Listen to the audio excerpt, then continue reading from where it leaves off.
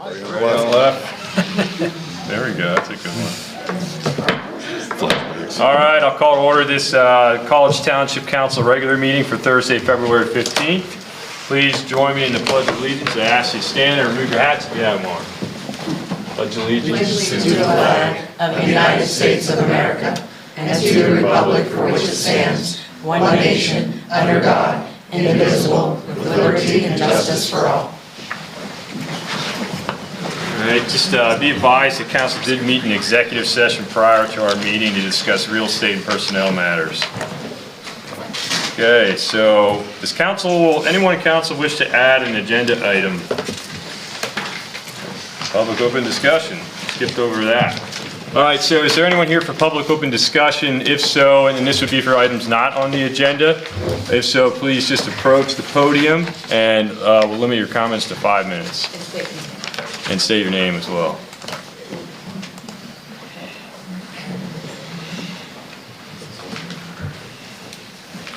Hi. Hi. Okay. I'm Lydia. I live in Oak Grove and I'm Evan. I live on Walnut Springs Lane. Hi, I'm London. I live on Beacon Horse Road. Hi, I'm Quinn and I live on Balmoral Way. Hi, I'm Shannon. I live on Bullsburg Road.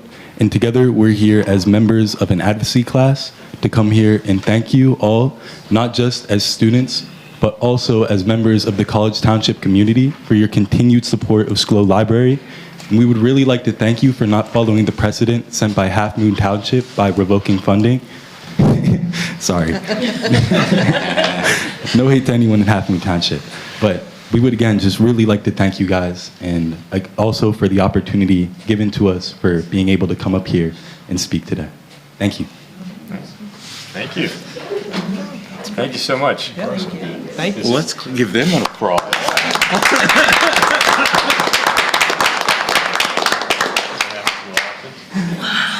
Are we all in shock or what? Yeah. Thank you. I think we have started a meeting out great. Right. I think we have hope for the future. Thank you.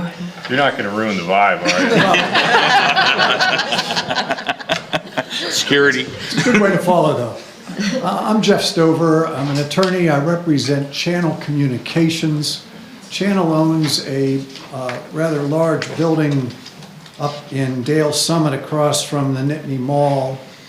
And this came up today, so that's why we're not on the agenda. But Channel has a television studio in part of the building. They rent a large part of it out to a company that's in like manufacturing business. Those uses are consistent with zoning. But over the last few years, they've had trouble getting the full building rented, and they've been about 40% vacant. This fall, they found a couple groups that they leased small parts of the building out to. One's a church group, and one is a sports group having to do with boxing, a Penn State group. And they were notified yesterday or today that those groups probably are, I think probably definitely are, in violation of the zoning. So they've mistakenly, it didn't even occur to them for these small groups that to lease a part of their buildings to them. They've got 2-year leases with each. So now they've got a zoning problem. And it occurred to us in talking with the zoning officer that you are in the process of rezoning that area, and that may work things out eventually. The problem is, how do we get from here to there? And I think we're coming hat in hand to ask council if it would be possible to defer enforcement of our violation for these two groups pending the outcome of the rezoning, hoping that will cure the problem. So that's why I'm here, just asking for the good graces of council and for some direction to your zoning officer on how to handle this. If you have any questions, I'm here. I have Penny Hain from Channel Communications here with me. Okay. Comments or questions for Mr. Stover? I'd actually, if I could ask Mr. Stover a question. One thing, does council have the authority to waive or change something with zoning without going through the process? I just want to make sure we're hitting this correctly. I would ask council to ask their solicitor. I don't think I'm in a position to give them legal counsel, but it would be my argument that the enforcement is in the discretion of council, and that if you choose to not ignore it, but to postpone enforcement or delay enforcement because of the rezoning, that would be a discretionary thing that council could do. I would say if this had been a year ago, we wouldn't even be asking, but since we're on the verge of the rezoning, it seemed to me to be a reasonable request. Eric? Well, if I may, I would tend to agree with what Mr. Stover had said. I do believe that the enforcement there is more discretion relative to enforcement than there certainly is to council relative to any kind of waiver or modification, if you will, of the zoning ordinance without going through the actual process to have zoning changes made. So I absolutely agree with that.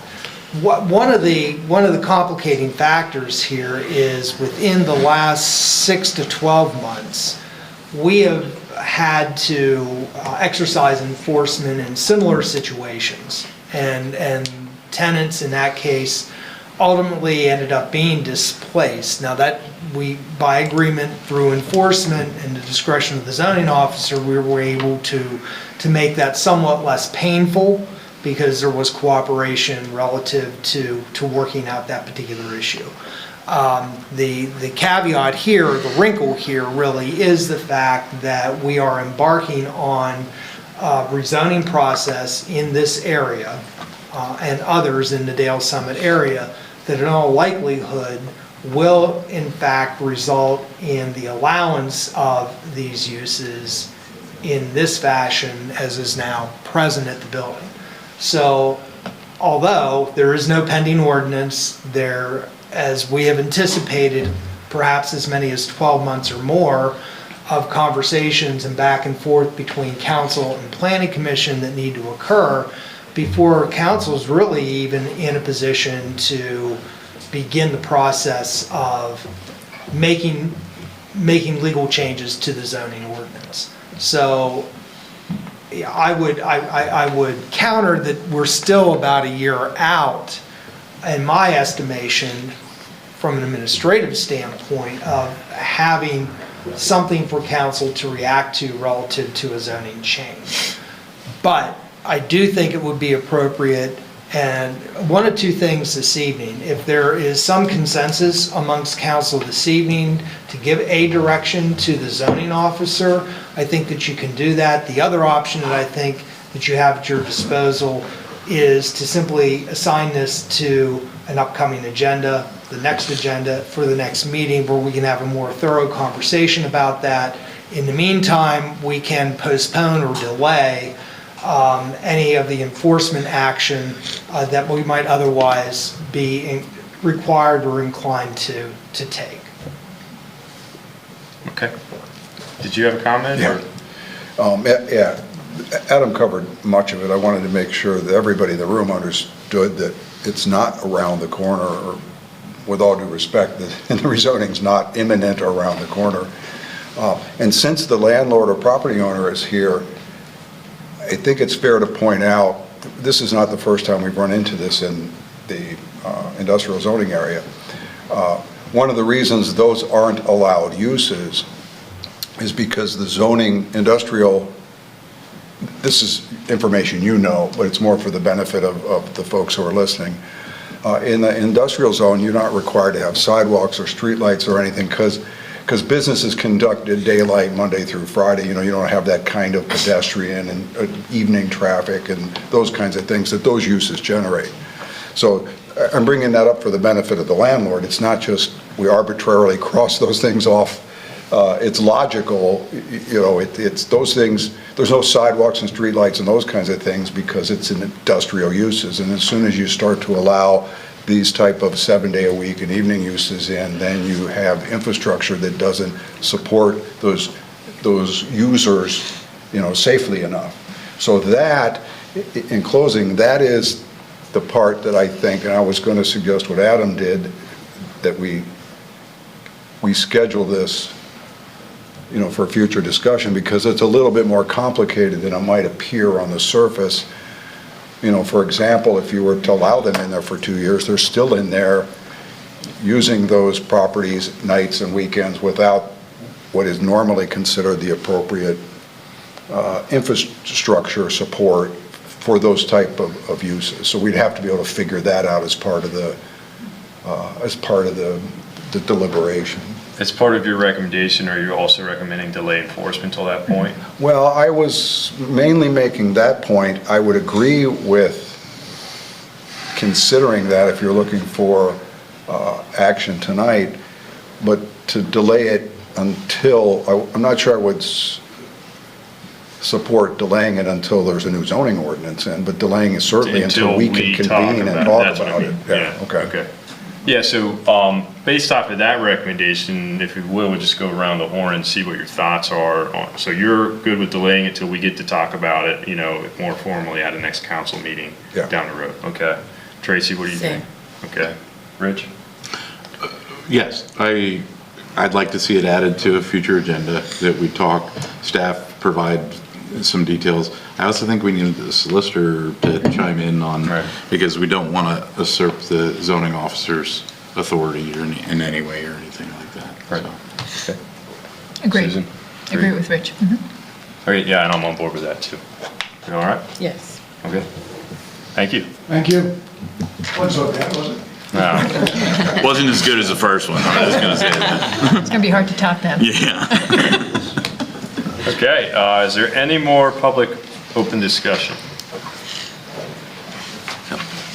Okay. Hello, my name is Michelle Lee Garrett. I'm a College Township resident. I reside on Buchanhorst Road. I'm mostly here out of happy accident as the parent of one of the students in the advocacy class. And I second the comment of appreciation for support for SLO Library. I approached the podium to note that I was recently granted the honor of joining the board of Center LGBT+. And I still have plenty of learning to do about our organization and the relationships that we have in our local community. There very well may be a strong partnership between Center LGBT+ and College Township that I am not yet aware of. But I want to note that public servants and local government are important partners in creating a welcoming, affirming, empowering community for the LGBTQ+ community. And I look forward to hopefully getting to know the council in a more extended capacity as I become more familiar with the organization, and I look forward to hopefully working together to make College Township, as part of the wider Center Region and Center County, a welcoming space for the queer community. So, thank you, and I hope to speak with you again in the future. Thank you. Thank you. Okay. And that microphone does adjust. We just keep getting We've had a tall couple of folks. tall folks that have kind of leaned over, and it does move, so. I appreciate it. I'll keep that in mind for next time. Maybe we need a label. Okay. Anyone else wish to approach for open discussion? All right, that's the most we've had for a while. Thank you. Thank you all. Okay, new agenda items now. Correct. Okay, just Does any member of council wish to add an agenda item? Okay, moving on. Special presentation, Pennsylvania Emergency Management Agency presentation, Jonathan Risley, the Assistant Chief of Emergency Management, Regional Fire Protection and Emergency Management for the Center Region Council of Governments. Thank you, everyone. Okay, we're good. So my name is Jonathan Risley. I'm your newly appointed Emergency Management Coordinator as of the beginning of the year, so thank you. I know a couple of the people in the room here already.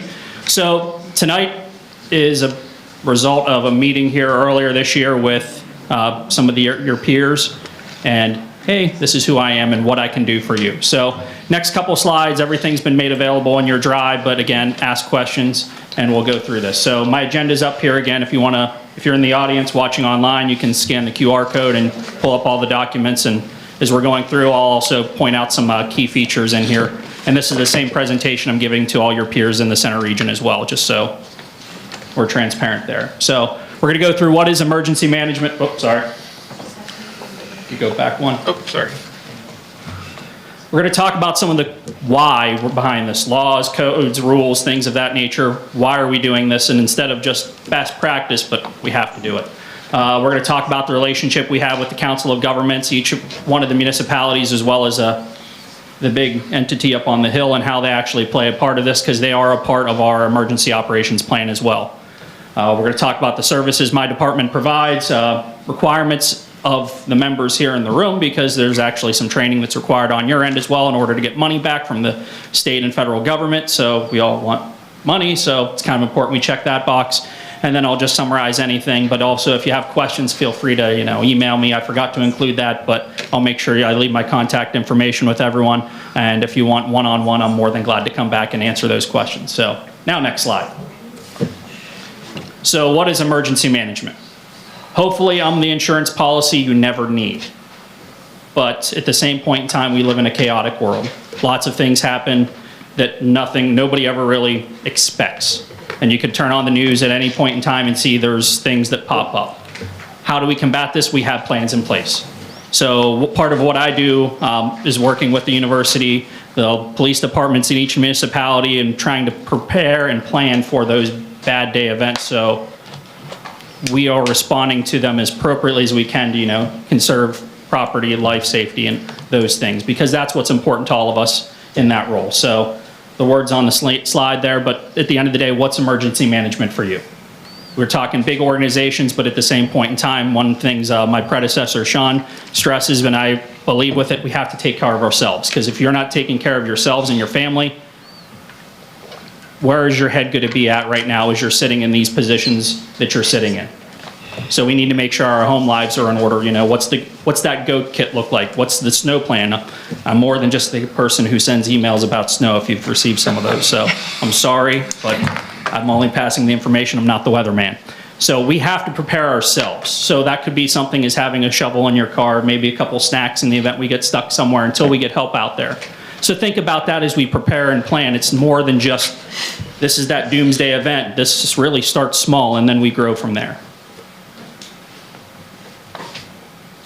So Title 35, that's where a lot of the emergency services rules are. If you're bored, you can go on there. Again, slides are available, so you can actually click, pull the links up, and start reading down through here. This is where a lot of the requirements are coming from on why this position exists. You're required by the state statutes in order to have emergency management coordinator working through the COG. You've all pulled together your resources, and I am that person for here in the other 5 municipalities in the center region. So again, same presentation for everyone, so that's why you'll see the borough in there. But you pull up the handbook, very easy read. I would recommend this versus the Title 35. It's more user-friendly, but also the municipal officials handbook. In here, there is a section on fire, there's a section on EMS, there's a section on emergency management. All of those things are required to ensure you have in place. One of the things I was working here recently with the sudden loss of one of the paramedics up in Mount Nittany, coordinating, ensuring we actually had EMS coverage while those providers could actually mourn the loss of their supervisor. So fortunately, we did not have a loss of coverage during those events that took place today to honor that gentleman, but things that happen. So apologize for getting a little teary, but I knew the guy. But that's why we're doing. You didn't even know some of that stuff was happening. You were still getting that high level of service that your township residents expect. So that's a good thing there. But again, very short sections in the first 2 manuals. The language is slightly different in the borough versus the municipal, but the context is the same. And again, the emergency management for municipal officials, I'd recommend going through that. These are some of the responsibilities we have. And I say we, it's not just me, it's all of you here, because I'm allowed to spend some money on certain things, but at the same point in time, it's going to be an us decision versus, I'm just going out and doing this, this, and this, because we need to all work together. And that's going to apply with the university, because I also have access to some of their resources as well when, that bad day event happens. Next slide. So again, the articles agreement, threw that in there. This is how I exist, and how I serve you is based on that document there, and how I work with everyone here, and then also the Penn State plan. So again, that relationship was established before my time in this position, but we're continuing to renew that. One of the things that we're going to be working with University Emergency Management, myself, Sean, and then also my assistant, Derek, is renewing that and updating that, because we just, from the last time that was rewritten was 2019, and we had that big event that hopefully is behind us, but so we need to update that a little bit to make sure it's still relevant to the things that now we're dealing with, because if you would have told us in January of 2019 that we're going to shut down the world for a bit, we all would have been like, no, this isn't going to happen. Well, it happened. So we're going to revise that and make sure that it's pertinent to everything we have and we're dealing with today. So the joint plan, again, talked about that. We're updating. We do have 2 emergency operations center locations. One of them is in Beaver Stadium. It's if anyone's ever been to a game, it's over by Gate B. You've probably never been in there, and hopefully you don't want to go in there because it's also the police station in there. But behind that, there is one operations center there. That's the backup. The primary is out at USB. They just recently went through a renovation there. Putting on my other hat that from a prior life, I think 2 years ago they renovated that. That's also going to be the backup 911 center for Center County in the event that something bad happens. So again, we're going to have that lots of capabilities, the university and that relationship with the center region, each of the municipalities, and Penn State brings with us to actually probably be better than a lot of other places here in the county. So that's something that's good for us. And the resources. So in the event of a bad day, and we'll pick on snow because some of you, I didn't get the weather alert this evening, so that's why I did not send out an email about the snow squall we had here before the meeting, but what do we have available? So if we did have that sudden blast, and having worked here in the county for 12 years or so, I know that there is a very distinct line sometimes on who gets snow and who does not. So if we did have that blizzard type event, hey, maybe we are sharing some of our, services from this municipality to that one to help get streets cleared, emergency egress for, fire trucks and other things. And these are some of those things that we're going to be talking about to try and, help us. Because again, the biggest thing I like about the COG is it's that shared resource. So what does that mean to us? We're saving money instead of each one of us having a duplicate toy and whatever we need to, well, no, we're working together. And that's what I really like. So the organizational chart, now if you've been around for a bit, this is the same chart. If you're new, this is how the whole COG works. So I'm specifically looking at the left-hand side there in the orange. So I work closely with the Emergency Management Council. We meet monthly and talk about this is what's going on and the updated trends and things. One thing we also talked about was trying to work together collaboratively. I know there was some resources purchased with police departments as well as the university, and trying to, again, prepare for that bad day. So that's one of the other things we're working on as well. We do have a legislative breakfast coming up that was shared with them, with those individuals, to talk about, hey, there's a breakfast coming up to talk about EMS specifically, because that's in a crisis, but I'm not here for that.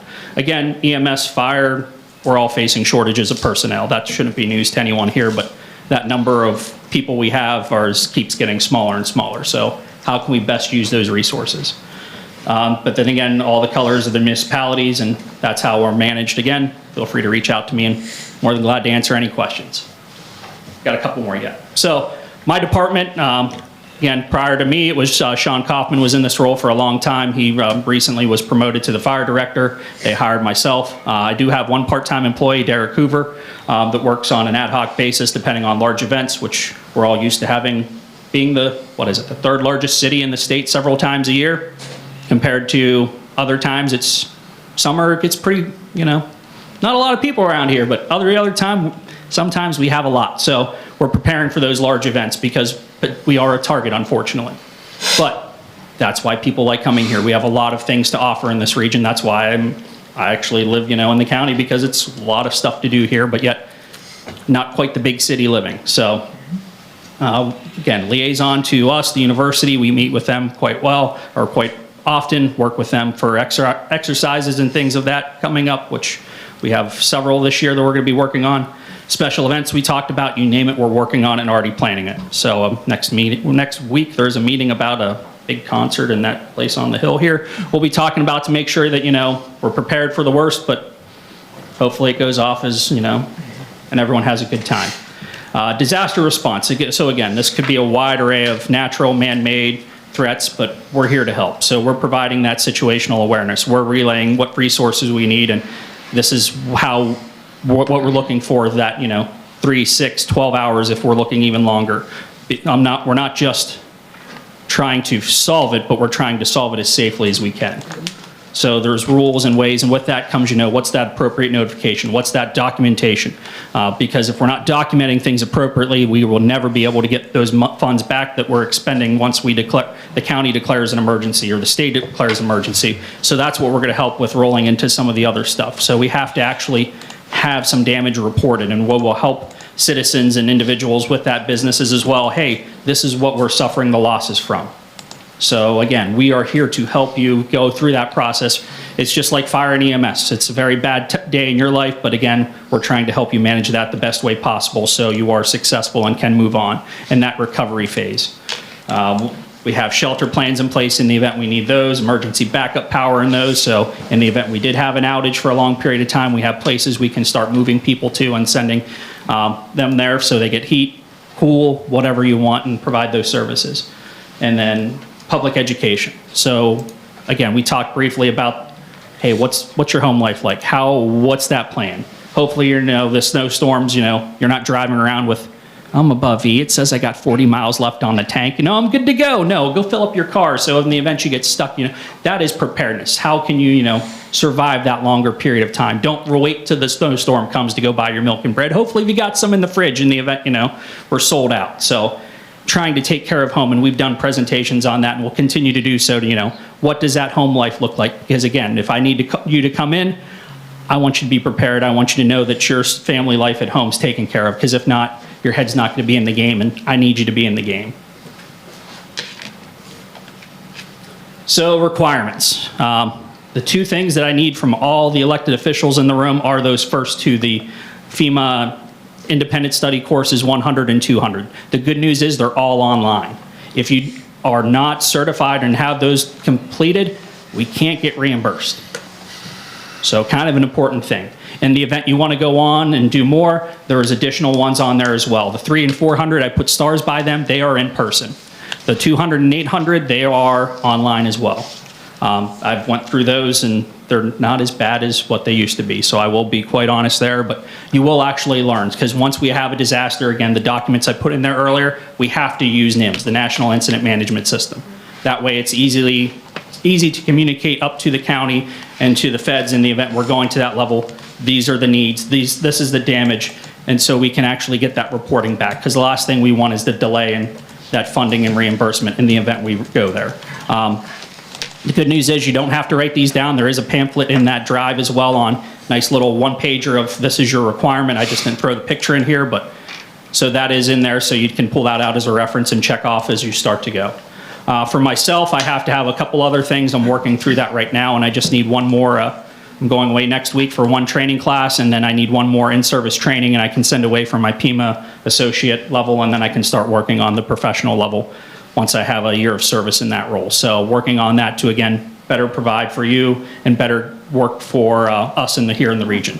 The good news is Sean's still around, so I can also, pick his brain when needed as well. And again, we all work together as a team. So it's more than just me. I talk to Sean frequently. I talk to Derek, as well, and how are we working this so we have people around all the time. The last one there is the National Emergency Management Academy. That's down in Emmitsburg, Maryland, also the home of the National Fire Academy right down the road. They are also provide some training as well. If individuals are interested in that, we can talk more about that and what that is provided there. But then the short version is you're at the national level, so you're meeting with peers from across the country talking about emergency management more than just the state here. So again, the QR code will pull up my Google Drive with all the documents and things of that nature. It's also in your Dropbox. But again, like I said, we are that insurance policy. If you have questions, what things are we preparing to do for that bad rainy day event? One of the things I talked about working with the police is we're looking at doing some active shooter training and trying to, with some new toys, that were purchased, and how can we best employ them? Because at the end of the day, there was one a couple years ago in a neighboring municipality of Scare, so what's that response look like? So the good news is we are training, we are preparing, but hopefully we never use it. So with that, if you have any questions, I'm more than willing to answer. If not, if you want to ask me afterwards, that's okay too. Okay, comments or questions for Mr. Risley? Tracy? No, I haven't. Eric? Yeah, Mr. Risley, I have been in that Beaver Stadium, what do you call it? Emergency Operations Center. Because when you're the vice chair of COG, you're on the Emergency Management Committee, and you hinted at it, and I just want to make sure that anybody listening understands, you hinted at the level of, well, let me just say that the cooperation between Penn State, I was very pleasantly surprised, by the way, what I learned that year. The level of cooperation and coordination between the Center Region and Penn State allows what College Township invests in, allows the region to leverage an extraordinarily high level of response proportionate to the size of the community. And I'm not sure everybody understands that, and I think that should make people sleep a little bit better. I know it did me the year that I was involved. You hinted at it, that we probably are able to do more things and respond more robustly than a town our size, and that's true. I just want to make sure that our residents and anyone else in the region that's listening understands that and can appreciate that. That's our investment as a municipality and as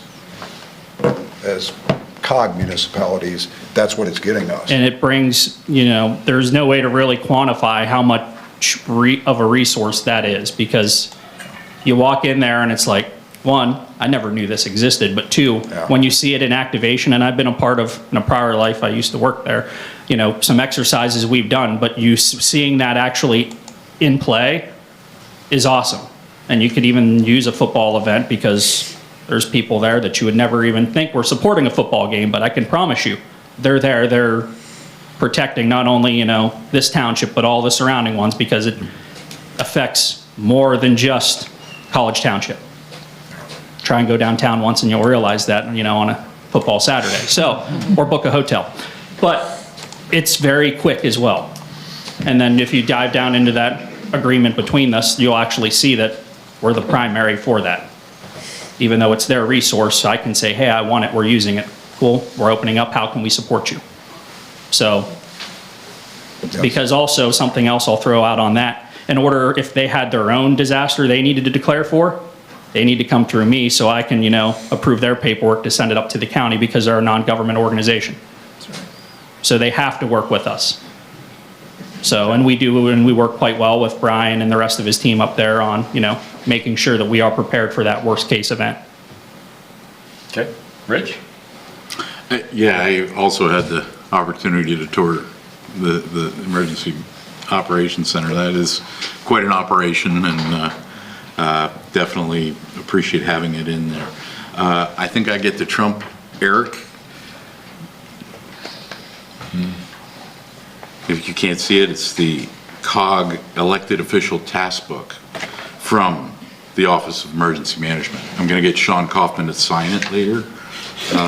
Yeah, I updated the new one that's in the drive with my name, so exactly. Hold on to that one. I'm going to keep that one, get Sean to sign it. The one question on the required courses, I taken those. Is that an annual requirement? Is that a? No, there's not an annual requirement to take those. Occasionally they do update those, so just check your certificate and you'll see 100.AABC. You don't have to retake it, but it's encouraged to retake them, even for like myself. I've taken some of those 10 plus years ago.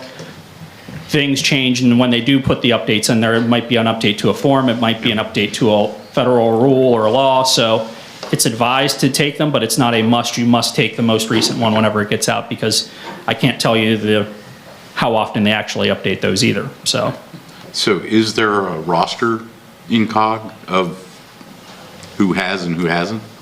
If there is, I have not seen it, okay. But I know one thing going through these meetings as well and trying to say, hey, I'm giving everyone a clean slate.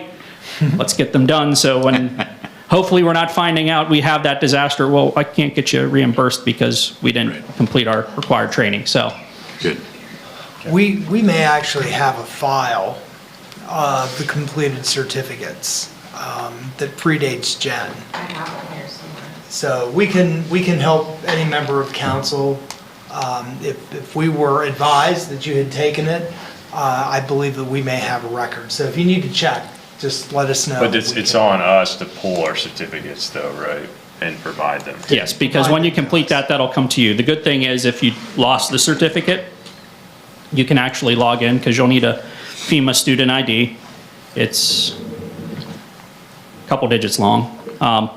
You can log in and pull that PDF document up. So if you don't have it in email because you no longer have that email, you can log in, here's your entire transcript, you're good to go, and versus completing the course again. And I can send that information. I know that's not in the drive, but I'll make sure I get that link to you so you can pull that up. And what if you don't remember your ID? There's forgot my ID. All right. Yeah. Yep. I was hoping. Susan. Thank you. Thank you for the presentation and for bringing this out and making us more aware. Thank you for your comments about the cooperative relationship between the municipalities and Penn State. And I'm on the Public Safety Committee, so I've been meaning to get in touch with you and ask for a tour of the center and the 911 center too. So I do sleep better knowing you do the work you do, so thank you for that. And I did not know I need to do more certifications. I work for Mount Nittany, and I spend a lot of time doing certifications for my work in healthcare. So I'll just add that to the queue, and I'll get that information, and I'll get that done for you, because I know if a disaster happens, it'll happen quickly, and if we can't collect that FEMA money, we'll be in trouble, and that's They our always happen at the responsibility. worst times. Well, and that's our responsibility to the residents, isn't it? Yes. So, thank you very much. You're welcome. Look forward to working with you. You too. All right. Thank you, sir. Thank you. Thank you, Jonathan. Okay, we'll move on to the manager's update.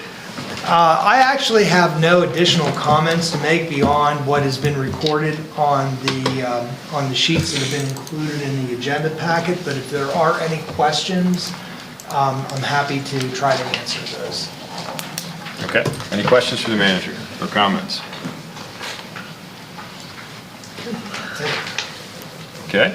Moving on to COG Regional County Liaison Reports. I know that I think all of us had at least one meeting.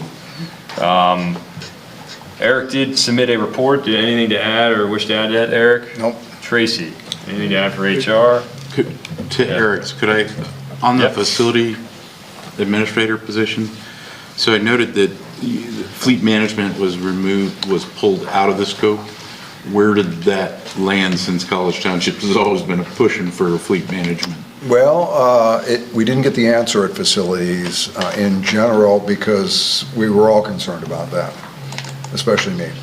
At this point, it is going to reside with each individual department director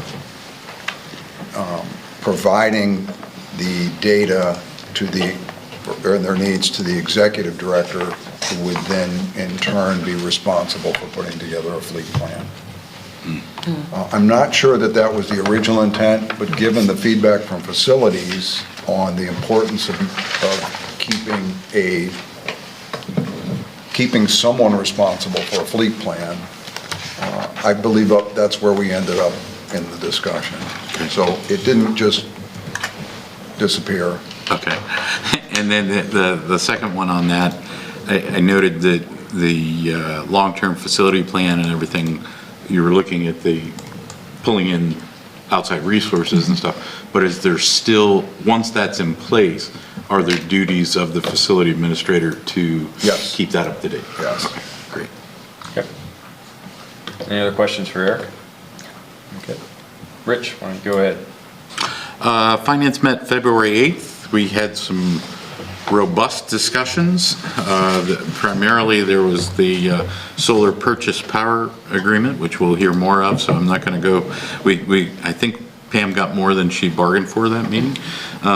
We also looked at future activities, which I think all of the committees did. And then specifically for us, we started our capital improvement plan kickoff, starting to look at that. One of the things that came out of that was an an ask to the executive committee, to ask the facilities committee to provide us some information that would help inform the capital improvement plan. I'm sure there'll be questions that, fortunately, I've met the facilities chair. He's a good guy, and we talked about what we were trying to accomplish out of that and everything. So that'll be coming. Shared that direction, clarification with COG staff. Then the other big one, we reviewed the 2025 annual budget timeline, a draft. So going to be a change of format. So we're working through that, and that's coming back to us. Yep, you got to publish the calendar early. One of the first items on the calendar is publish the calendar. So that's coming to our March meeting for adoption, and then we push that out. The big thing is to know so that everybody set expectations.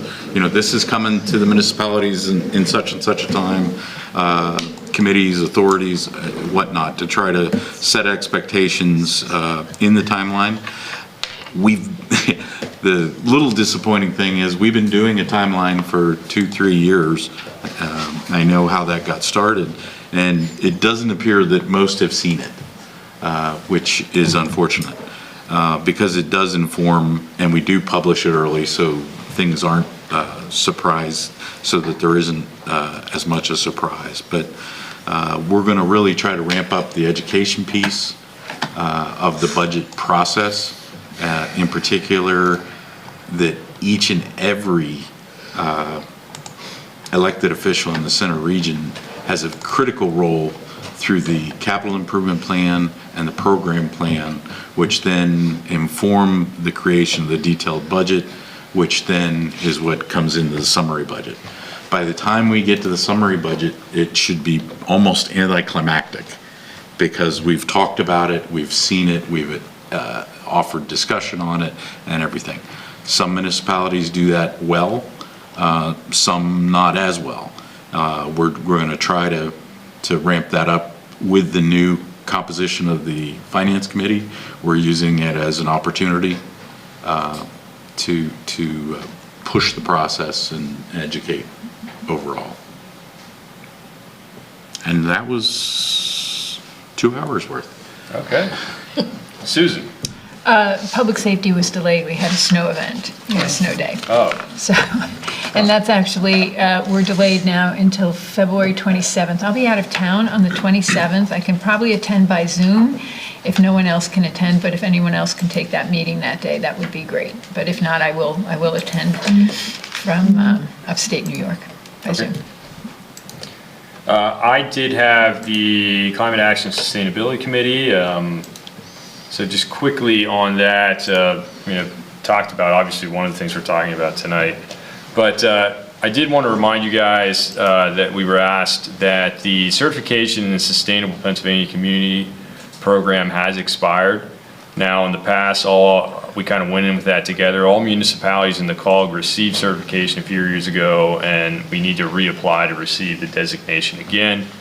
And we can collaborate again in recertification, or we could go out on our own and strike out our own to do that. They just were requesting that we communicate, how we would like to do this and whether or not to do so to COG staff. So that's the one thing. If anybody has any thoughts on that right now. Just a question. Now, I do have a link that I can send out if you want to consider it more and you can learn more about it. This is the PA? Yeah, Sustainable Communities? Yeah, the Sustainable Pennsylvania Community Certification Program. I know Tracy has a question, but we also have Pam in the room. Yeah. Didn't we all do this individually? So Colleen, the first sustainability planner, was here, and I don't know exactly how she coordinated or what she did to help each municipality, but they've updated it now, so it expires over time. So there's some new things, and there's not a rush on this. It was just want to bring it to your attention so that we can kind of talk about, because some things, maybe we have some regional information we can share, but it is definitely more of an individual, COGS can't get certification, but municipalities can. Yeah, you jogged my memory. Yeah, essentially, when Colleen was here the last time, there was an abundance of collective information that was available. Then the individual municipalities essentially on their own completed the balance of the actual certification. So that ended up, I think it worked well. Most of the Center Region municipalities, I believe, did obtain certification. There were different and varying timeframes, for people to achieve that. But it was good process, it was good exercise, and I don't think that we'll have a problem working either collectively or individually to get that completed. Yeah, I can share the link for more information. We did it in May of 2019. Oh, there it is. Look at that. Bam. Look at that website, just working great. Okay. You kind of answered it. It's okay. We're good? Yeah, you Okay. answered. And then the search committee did kick off last Friday, and so as of now, we're meeting every Friday up until we need to meet more. So things are underway, and I think we'll be able to move quickly. So I'll give you, after this meeting, I'll just send out some notes for, the direction we're going. Okay. All right, PC, Matt.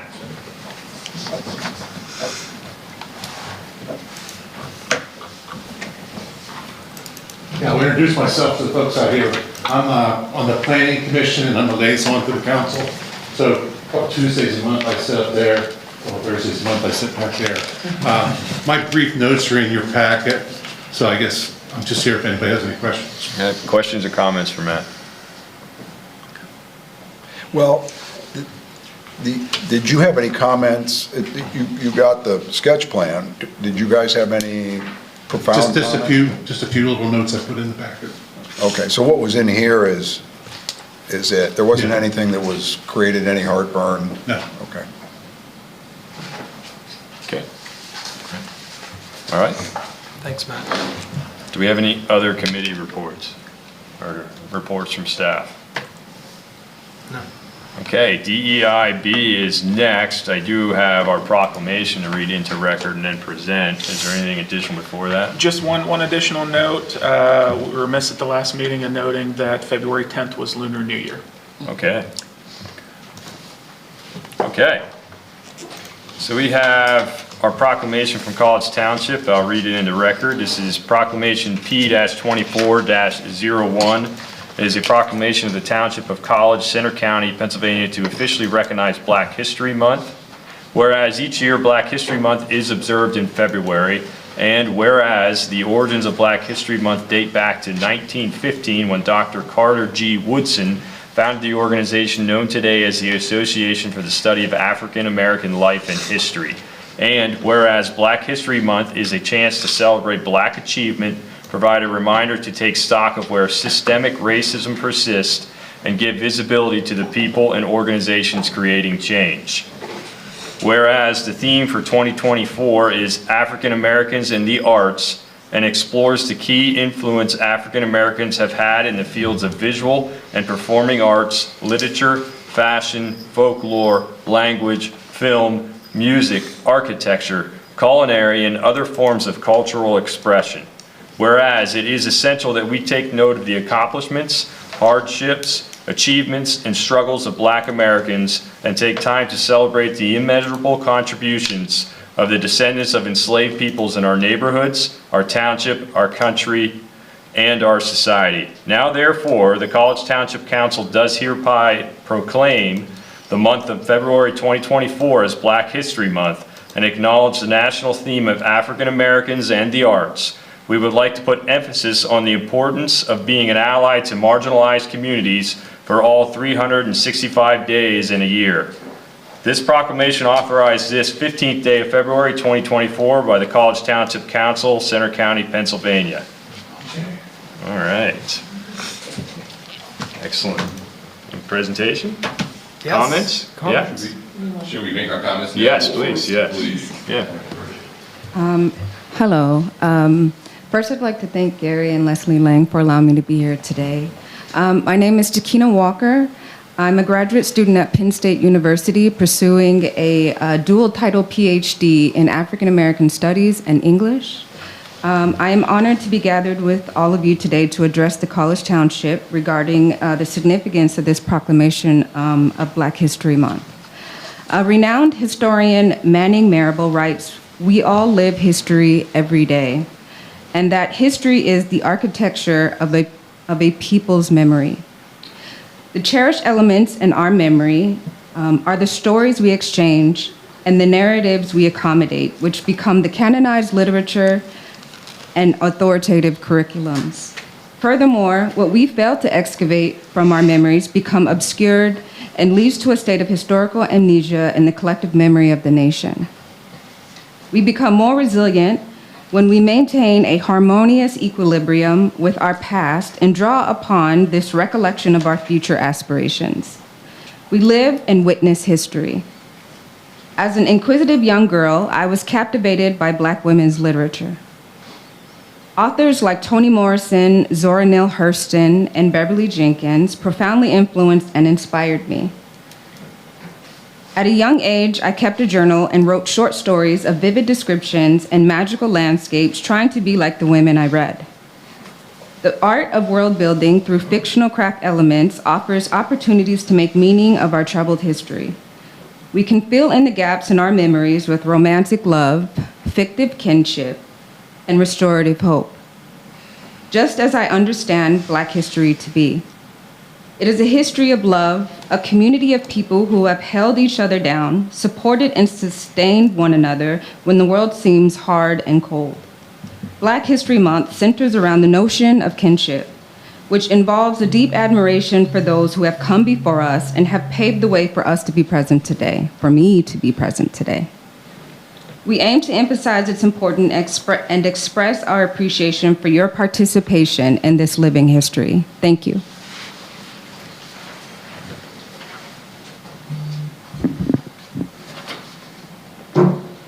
It adjusts, I remember that. Many thanks to Dr. Walker and to the members of the council for this proclamation. It is an honor to receive this on behalf of the township's African American population, and humbling to reflect on the accomplishments of people of color in our nation and in our community. We celebrate the council's enthusiastic engagement in what is, in all likelihood, a rather new process for all of us. An annual acknowledgement of Black History Month, to my recollection, is something that has only occurred about 2 or 3 times in this and in surrounding communities. It's important to recognize Leslie Lang as a visionary in driving the proclamation initiative. Having this strong statement of support is an important step in helping people of color to feel seen in Happy Valley. But putting the focus on Black history can cause us to look toward the past. I want us to keep an equal focus on the future, and to see this event as part of a larger process of moving from just acknowledging diversity in our community toward fostering more inclusion and belonging in the center region. Please see tonight's proclamation as one of several simultaneous initiatives operating to nurture cultural celebrations and increase tourism to our region.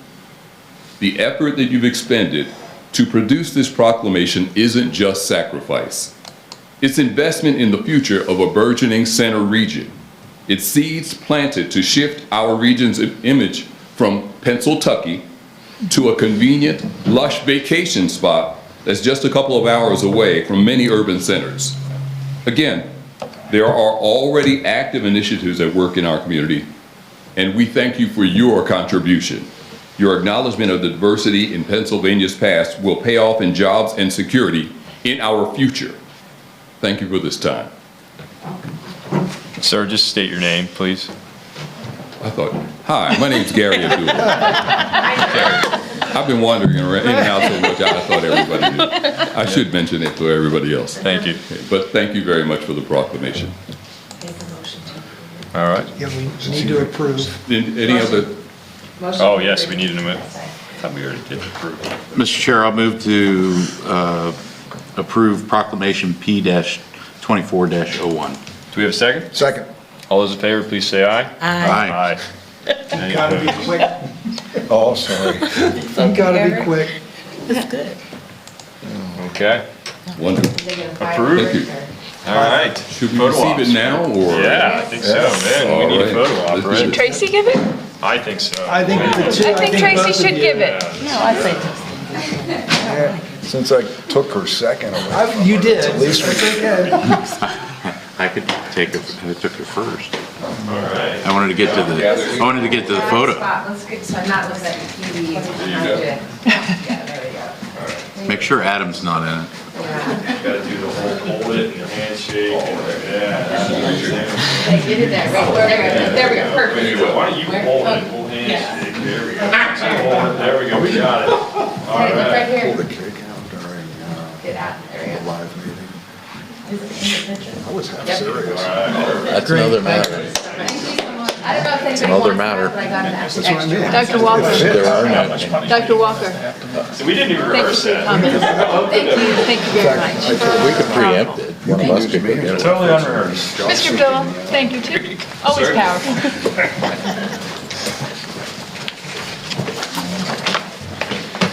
It'll pass.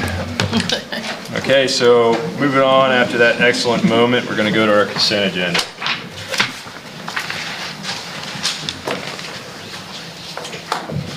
Okay. Tonight's consent agenda consists of the following. CA1, the approval of our minutes from our February 1st, 2024 regular meeting. CA2 is a correspondence, receipt, and approval of the following. Letter A is a letter from Pentair Engineering dated February 1st, 2024 regarding the time extension request for Jersey Mike's to June 3rd, 2024. B is an email from CATA dated February 7th, 2024 regarding support letter for seeking federal funding. C is a letter from First Night State College dated February 5th, 2024 regarding appreciation for sponsorship of a First Night State College ice sculpture. And D is a letter from Center County Interfaith Coalition for Gun Safety dated February 7th, 2024 regarding panel discussion on gun violence. And that is all for the consent agenda this evening. Do any members of council wish to pull any items for discussion?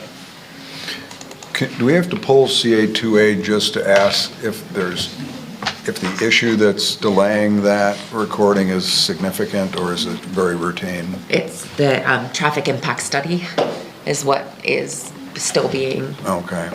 reviewed. So it's not insignificant, but it's something we should have expected because Yes. Yeah, there's nothing that is going to be impossible for them to handle. because they had discussions about the lane, about the queuing and stuff Yeah. ahead of time? Okay. It's just, I think that they're just slow getting it addressed, but it's definitely addressable. Okay, anyone else? Okay, do we have a motion to approve? A motion to approve the minutes. Do we have a second? I'll second. All right, all those in favor, please say aye. Aye. Aye. Any opposed? We have none opposed. Okay, moving on to old business. OB1, the capital improvement plan. All right. This is an item coming back to you. We had talked about it last at the January 18th meeting. I'm just going to throw this up on the screen just for the purpose of everyone being able to see it. There we go.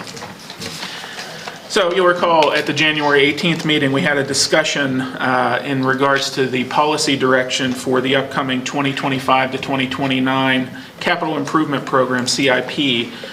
This direction is provided through the township's vision, missions, values, and goal statement, as well as the 2025 to 2034 strategic summary.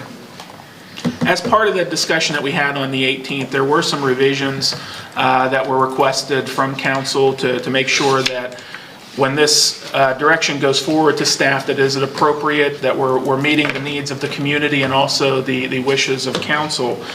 So tonight is just a report to check and make sure that I hit the target in terms of what was asked from council. Just quickly going through some of those revisions. One was a suggestion for the expansion of the mission statement, and that was specific to add a point about public safety, as well as expanding to include suburban in addition to rural and urban communities. So, that mission statement now reads, and I'll just go through it real quick. The mission of College Township is to protect and enhance overall public safety and quality of life while facilitating reasonable growth and maintaining harmony between rural, suburban, and urban areas in an efficient and responsible manner for all its citizens. In addition, some of the revisions to the strategic summary, we were remiss in terms of vision number 3. We missed including engage and involve our citizens and be sensitive and responsible to their needs. That was an accidental omission. We've go ahead and added that back in. Expanded the following statements. Vision 2 expanded out to reflect division, equity, inclusivity, and belonging. Vision 9 is now expanded to read renewal and investment in key infrastructure such as public utilities, high-speed internet, which was the piece that was missing the last time around, and transportation and stormwater systems. Objectives 3, aligning staff capacity with operational priorities. This includes providing sufficient staffing levels, assigning duties appropriately, I think was the piece that was added for this one, and offering professional development opportunities. Under Objective 6, proactively engage in regional governance and where appropriate influence policies and programs to ensure COG and other regional bodies. That was the piece that was omitted. Meet community needs while providing a strong return on investment. Objective 10 was expanded to say fill the gaps in all modes of travel with specific emphasis on bicycle and pedestrian networks as identified in Walkable College Township, our pedestrian facilities master plan. And finally, Objective 11, perform routine high-quality maintenance on municipal infrastructure and facilities to protect public safety. That was the piece that was missing. And the community investment while maintaining its integrity and extending its useful life. So with that, I just wanted to put this back in front of council and ask for your review. If ultimately you are agreeable or if there's anything missing, we can make those edits. And then the next steps would be the launch of the actual CIP process, and that would happen as early as either the end of this week or early next week, internal to staff. That direction will be sent to them as part of the overall package so that they have some clear priorities in how they start compiling the CIP moving forward. Okay. Susan, you want to start off with any comments or questions for Mike? Nope. Reflects everything I think we talked about. Thank you. Rich? Very happy with the result. I'm very happy. Yes, I like that comment. Stealing Rich's comment. Eric? I'm happy that you all supported 010, the tie into the walkable community and the way you phrased it. And did I hear you say that we'll have a shot at throwing out some specific big picture concepts before it goes to staff to draw it up? Yeah, as we're working through the development of the CIP, what we'll probably do is start concurrently, staff will start compiling some stuff, and then we'll have our review sessions, much like we did last year, where you can come in and take a look at it and make sure that we're hitting the mark. Okay. Tracy? I think it reflects everything we discussed. Thank you. Yeah, absolutely. Okay. I'm happy too. Oh. Yeah, you have to say if you're happy. And I'm happy. I'm happy. Are you I'm happy? happy. Are you happy? Well, I'm happy. He's happy, We're so we're happy. happy. He's happy, we're happy. Yeah. I just clear out half his Friday. There you go. We're good. Mr. Chair, Yes. procedural question, do we need to adopt these separately, or what are we doing? Are we endorsing, or Yeah, what do we actually need a motion? Yeah, I mean, I know think, staff is asking for a motion, I'm asking, does it need to be for each document, and/or what are we doing? Are we endorsing or I think approving? it can be a combined endorsement of both the revised mission statement and values and goals, as well as the Strategic summary. strategic summary. Okay. Okay, thank you. Now, Make a motion. Yes, So moved. that then formalizes the direction. so moved. We have a motion as stated by the manager. Does anyone have any questions on that motion? No. Do we have a second? All I think it's a motion on endorsement, right, of the combined, A combined endorsement of the revised vision, mission statement, and goal statement, and a strategic summary. Values and values. And values, excuse me, yes. the entire packet. The whole thing. Yeah. All of it. The two documents, yes. Do we have a Yes. second? Second. Do we have a second? Okay, all those in favor, please say aye. Aye. Aye. All right, and I don't believe we have any opposition. Good. Sorry. Thank you very much. Okay, moving on to old business number 2, which is solar power purchasing agreement. Mike, you're gonna lead this one off. We also have a Sure. special guest, I think. Yeah, my part's going to be pretty short because we want to get to the main attraction here with Pam. So just a quick overview, as you know, are well aware, and I'm sure you've had earlier discussions as part of COG committees and what have you. This discussion dates back to 2018, where there was a collective effort to move forward with a power purchasing program, primarily focused on procurement of solar energy here locally. In the years that have followed, the working group, project management team, and their consultant Green Sky Development Group have worked through a very complex procurement process for the new power purchase agreement. We're in the final phases of that process and have shared out probably the most attachments I've ever put in a memo for you to review. And that's saying something. And that's saying something because I like my long memos. But you know, this has obviously got some complexity to it, so there's a lot of information there. Before I turn it over to Pam, I also did share an email earlier this afternoon for everyone. Susan had asked some kind of context and background questions. Wanted to make sure that everybody had that as kind of foundational data as we moved into this evening. So with that, I will stop and I'm going to turn it over to Pam, our sustainability planner and member of the project management team, for her presentation. Yeah, so I'll introduce myself. I'm Pam Adams. I work for the Center Region Council of Governments as a sustainability planner, and I have done this presentation. Some of you have seen. Hopefully you'll learn something new, as well as the public who's listening. So I'm going to go through it, not as in much detail as the workshop. And in the agenda packet, I think you got information on that we did do a CNET video, that's available to the public as well as to anybody here. That goes through a lot more detail, but tonight I'm going to try to give enough of an overview and then hear what questions and information you need. So as Mike said, this process has been going on since the idea was conceived in 2018 based on Penn State's PPA project. And you know, a lot of people maybe sometimes get frustrated, but we are working with 12, we started with 15, 12 organizations, and it takes time to build those relationships and to move a very complex, something that's not in our wheelhouse, idea forward, right? It's innovative, it is being done, and we know, if you hit the next little button, the reason that we're still here talking about this is because it is doable. There are PPAs that are happening across the state as well as across the nation, and it is something the public wants, and it's a fiscally responsible way to help with climate change and to take action. So if you go to the next slide, there's 12 members that are in this working group, and what we're talking about and looking at is a 22 megawatt solar array that is going to be built in Center County. And the percentage by each of the different member organizations listed there is their share of that array, right? So College Township, you've committed a portion of your electricity, 80%, to the PPA, but when you add everybody together, your piece is 1.1% of that array.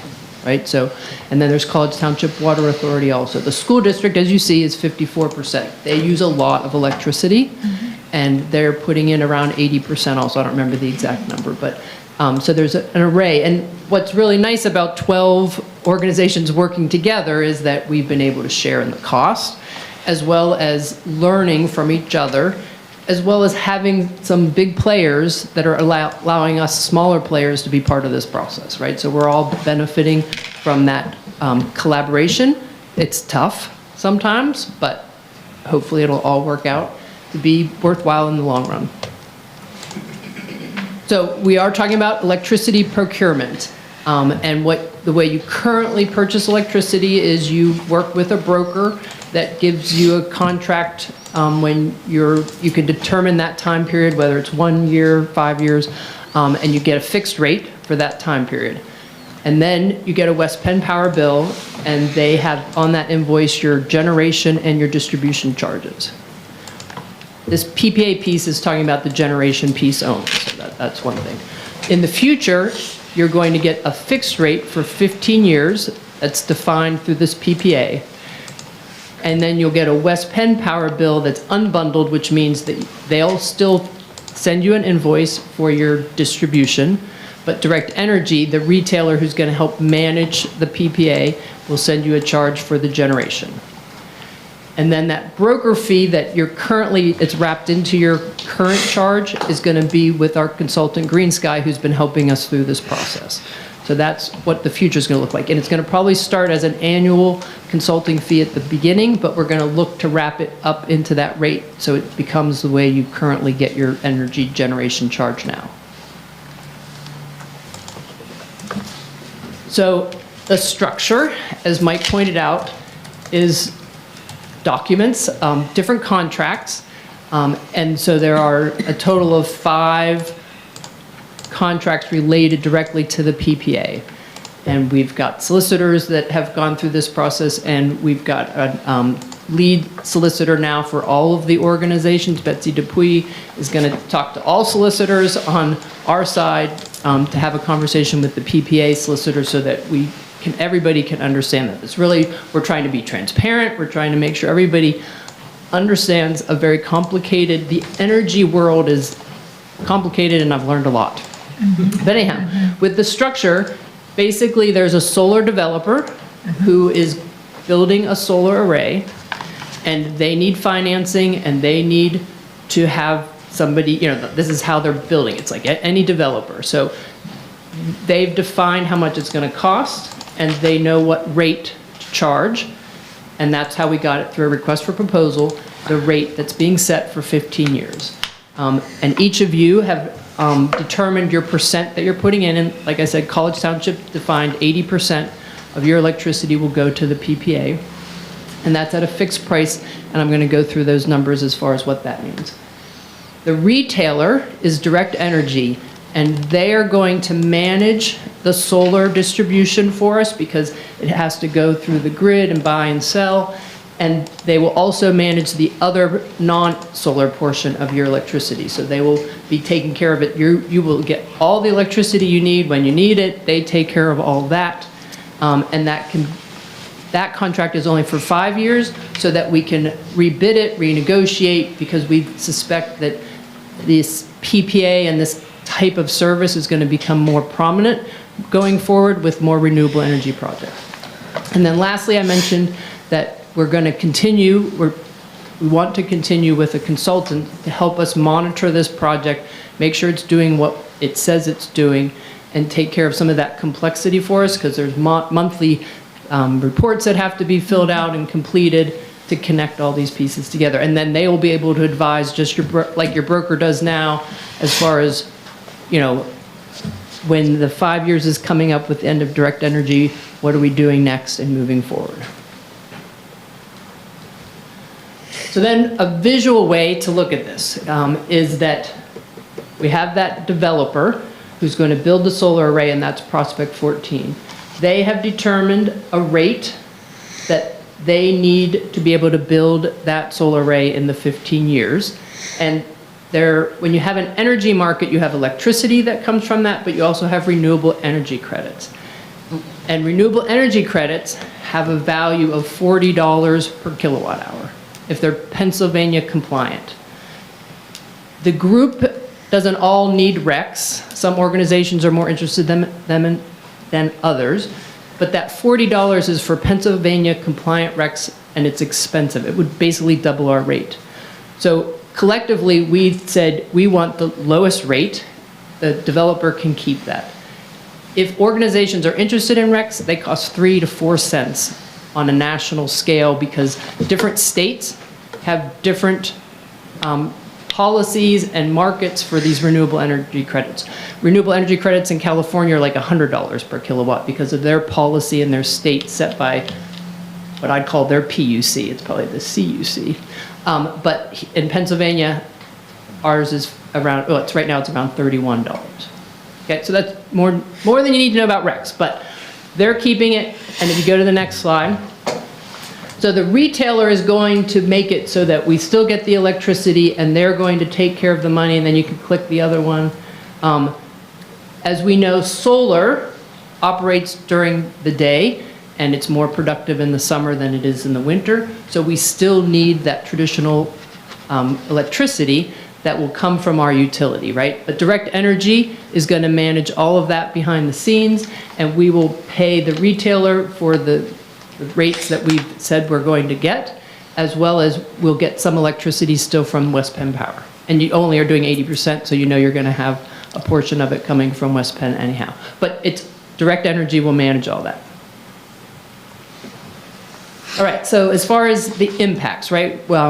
What does this really mean in numbers? The PPA, as I said, is a fixed rate. So year one, it is basically 4.6 cents. That's $0.0459 per kilowatt hour, basically 4.6 cents per kilowatt hour. That's year one fixed rate, but there's a 1.5 escalator. So if you calculate that out, there's showed year 10 and year 15. This is for your electricity portion only. And the next one will show that with all electricity, there are fees, and there's 4 listed here that are included in your rate. The grid pass-through and the retail adder are about 84% of that charge, and you pay it today. You'll pay it with the PPA, you'll pay it, no matter how you buy electricity, you're paying that. So 16% is a new fee, and it's the direct energy management fee and the servicing contract. So we've added that in, so we're comparing apples to apples. And then if you do the next one, as I mentioned, solar doesn't operate 24 hours a day, so there is the buying and selling and moving of this energy to make sure that we always have energy, and there's a settlement cost. And based on past performance in our state, the variation of that settlement cost is plus or minus 5%. So translating that into numbers, year one's rate will be between 6.4 and 6.9 cents per kilowatt hour. Okay? We go to the next slide. Oh, go back to that little green. You don't currently buy RECs, but I've been asked the question, well, what if we buy RECs? So as I said in the beginning, we are able to buy RECs on the national scale, and they're 0.0035 cents. So that would increase your rate a bit if you decide to choose RECs. And you can choose RECs today, or you can choose it in 10 years, vice versa. So that's not a requirement, it's just for your information. Are you entertaining questions? Yes, definitely. Why would I buy a REC? So if you have a clean energy goal and you are looking to reduce your greenhouse gas emissions, you need to have a REC, because currently our project is, helping to put solar on the grid. So for Pennsylvania, it is, reducing Pennsylvania's emissions, but you can't count it because there's an accounting process that says if we don't own the RECs, we don't own the ability to say that. So you can do this project, it's helping to put renewable energy in Pennsylvania, but if you're doing greenhouse gas emissions calculations and you want to say you're buying green energy, you have to buy those RECs. Is the RECs a one-time? It's an annual thing, and that price changes. It's a market-driven thing. It used to be 4 cents, now it's 3.5 cents. And that is for certain states that have no policy on renewable energy. There's no value to their RECs, but it is wind power or solar power. You can define what it is. Okay. It's just they don't have that value to them. So we have a climate adaptation, we have the plan, and are we doing this accounting for greenhouse gas emissions formally? So would we be looking at those RECs as part of meeting the requirements of that plan, that adopted plan, or something else? Yes, so I did the greenhouse gas emissions. Right. We have the 2016 data, and we'll look to do 2022 I need to start working on. And so if an organization, so yes, I would, to help us reduce our emissions, being able to say that all of us have RECs by 2035, I think is our first goal deadline, would be really helpful. So I'm looking to get this project through, and several organizations specifically have clean energy goals, so I think they'll buy RECs because they currently buy them. COG, for example, currently buys RECs because of our goal. But will everybody do it right away? No, but I'm hoping I can work towards getting that. If people are saving money and seeing benefits of this, maybe they'd be willing to buy RECs. But I will also say in the greenhouse gas accounting world, the way I get the information is from West Penn Power, and they don't tell me who has RECs and who doesn't. So it is not an easy thing other than I will know if you buy RECs or not because I'll ask. You know, but for what businesses are buying RECs, it's definitely a discussion we've had, but that's a whole nother conversation. So that is what the PPA price, looks like. Based on the data, that's the definition of our fixed PPA rate. What we don't know is what the future electricity markets are going to be, right? We can predict, we can, guess, but I don't have a crystal ball, we don't really know. But in the energy world, and the way the brokers determine what their rates are is based on these future market prices. And we've seen, this is the third one we've had, we did 2 last year, and the blue line shows what the market price projections currently are, and the PPA price is that dotted line, which is the, what I said, 0.0459, lines up there with the escalator, and the average bill rate, it hovers around that PPA price because of that settlement, right? So the important thing from this and the other 2, future market prices that we've seen is that our PPA rate will be at or below market price. That's what we're projecting. And what I will say is the electricity markets don't perform in this simple line. They go up and down. So when COVID happened, we saw prices in 3 or 4 cents. So some people their contract expired at that time and they were able to get locked in on low prices, and that was extraordinary. But it could happen, right?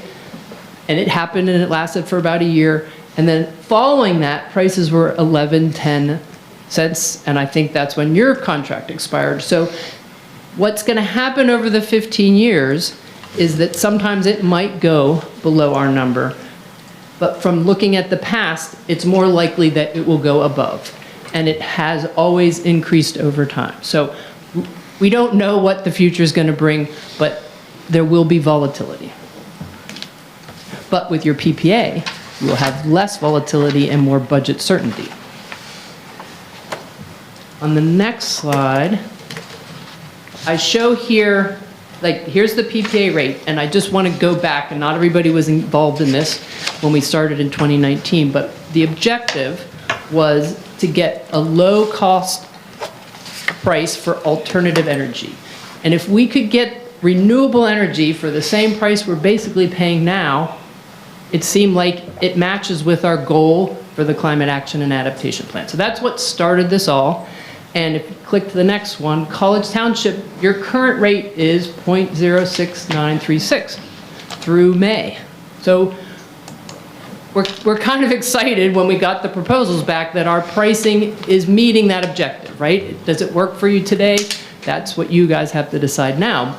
And knowing that there's an escalator and, it's a 15-year contract. But I just want to go back to, how we started. And then I'll also point out that there is potential for savings. And again, we don't really know, but State College Borough Water Authority, they've contracted out the furthest out until the end of 2025, and they did that in the fall. So again, it always depends when your contract ends as to what your rates are going to be. And Harris Township did it recently, and they're in the 7 cent also, close to this. So their rate, based on what the brokers think energy prices are going to be, for State College Borough Water Authority is 7.35 cents. So that's the closest to the length of where this PPA is going to start in 2026. So if you look at the difference, the conservative difference of 7.3 minus 6.9, it's 0.0045. And then if you multiply by their kilowatt hours that they're putting in the PPA, they could have a savings of 22,000. And if you do a little bit more conservative with the next push of the button, the difference is about almost a penny. So their range of savings could be between 21 and 46,000 in that first year. And then if you collectively take everybody together with the next push, in year one, if everybody, if this is what the market rate is, and we know our PPA rate, the savings could be between 124 and 263,000. And if you take that over 15 years, it could be 1.8 million. The rates are going to be different. PPA rate set, but we don't know what the market's going to do. But I will say, Center County Housing Authority, they currently pay 10 cents for their electricity now. So I'm really confident that they can save money. I think we have to not see this only as a money-saving thing, but as financially responsible, right? Are we afraid or upset with these rates? If it's what you're paying now, maybe it's a good investment. And I think that leads, so then there's project costs. So we have had costs into this, obviously staff time, but we have hired a consultant who's kept their prices fixed. We've had legal review, which is double the amount that we expected. We thought our own solicitors could handle this process, but the energy law world is much more complicated, and honestly, it's been a really good investment to have these people help us walk it through. So there's a total cost column, and again, I break it out so you could see what College Township's piece is, and I included College Township Water Authority as well.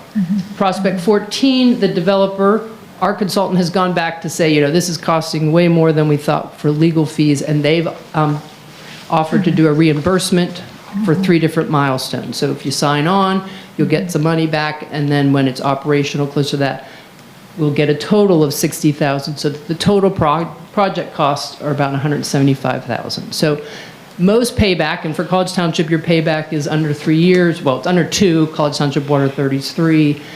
Again, that's our predictions. And as I said before, there's the fiscally responsible side of what our objectives were, and then there is also the value of reducing our emissions. So it's a project that will be in Pennsylvania. It will help add more diversity to the grid with solar, and it will be in Center County. So it's a 22 megawatt array in Center County.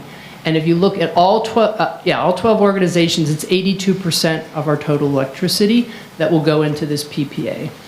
And that's about a 16,000 metric ton carbon dioxide equivalent emission avoidance, right? So you can use solar instead of the traditional fossil fuel. That's where we get that avoidance, and that's about 3,823 homes electricity per year. So it's significant. It's not, as big as Penn State's or, Philadelphia's, but it's a great step forward.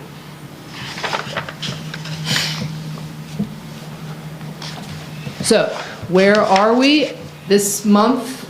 And as long as people need, we're hoping to have questions, answers, make sure people have the information they need to make an informed decision. So tonight, the next couple weeks, we're trying to learn what information people need.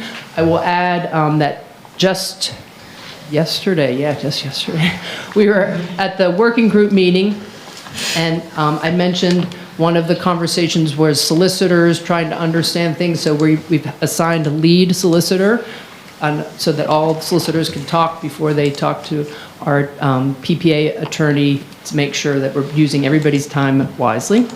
And then the other thing is there was discussion on the pitfalls and potential risks. Like I talking a lot about the benefits. What are some of the things we should be concerned about? And we talked about that. I just haven't had time to put it in a easy to understand format. So we're going to be we'll be getting that document out and sharing that. But I will say that what came up as the most, the worst case scenario is if one of the organizations defaults, and that's really your own doing. If you wouldn't pay your bills and you would default, it doesn't impact anybody else because each contract's separate, so you would not be affected if somebody else defaults. But they would have to pay the rate that they said they would pay for 15 years. So that's the level, and that with 12 government organizations isn't very likely, but that's the worst case scenario that the consultant has come up, that's what rises to the top for him. We will identify what some of those other pitfalls are so you can understand them all, and I'll get that out to you hopefully next week. So then the goal is to get to that time where you're comfortable making those decisions and having the contract signed by April, maybe March, April, sometime around in the spring. We can get over that finish line. But that's the overview of the PPA, and I'm here if there's any questions.